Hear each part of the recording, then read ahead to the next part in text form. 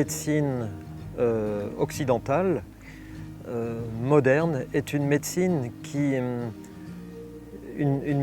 tente de réparer, une médecine un peu de garagiste, c'est-à-dire une médecine qui va beaucoup objectiver les choses par l'imagerie, par la biologie. On va donc décortiquer le corps du patient, voir où est-ce que ça dysfonctionne et tenter de réparer les dysfonctionnements. Je crois qu'il faut du coup beaucoup d'humilité et peut-être laisser derrière soi peut-être certaines certitudes qu'on pouvait avoir et qu'on nous a apprises dans notre formation de médecin et de ne pas être justement dans une forme de toute puissance, hein, mais au contraire d'accepter de ne pas tout maîtriser. Nous sommes de la même pâte humaine, hein, le malade et le médecin, mais la vulnérabilité du malade est dévoilée par la maladie et la vulnérabilité du médecin, qui est pourtant bien réelle, est au contraire cachée par son savoir médical et son pouvoir médical qui sont grands en général. Connaître sa propre vulnérabilité est importante pour rejoindre justement la vulnérabilité de l'autre. On ne rencontre pas l'autre par le haut, justement par la toute maîtrise ou la toute puissance, mais par ce lieu de vulnérabilité qui est le nôtre et celui du patient, de la famille.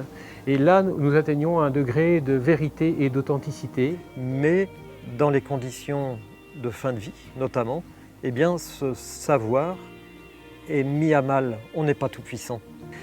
Et surtout, le risque, c'est de s'agripper à un pouvoir parce que c'est notre identité qu'on veut y être conforme. Eh bien, il y a un risque de s'accrocher à ce pouvoir et qui va se manifester par l'usage de médicaments à des doses inadaptées, trop puissants, pour que le malade ne se plaigne plus. C'est lui faire passer des examens qui ne servent à rien parce qu'il faut faire quelque chose. Je pense qu'aussi les patients et les familles n'attendent pas nécessairement qu'on soit dans un contrôle ou une toute maîtrise, mais plutôt une proximité, une présence qui explique les choses, et même aussi en reconnaissant que parfois les choses nous échappent, que la maladie continue à évoluer et que pour la famille, le patient comme pour nous-mêmes, les choses nous échappent et les personnes et le patient lui-même sont tout à fait en capacité de l'entendre. Notre objectif à nous n'est pas réellement de lutter donc contre cette maladie, mais plus de lutter contre les conséquences difficiles de la maladie. C'est vrai que ce n'est pas une médecine qui guérit, c'est une médecine qui ne va pas spécialement décortiquer et essayer de réparer, mais une médecine de la globalité de la personne.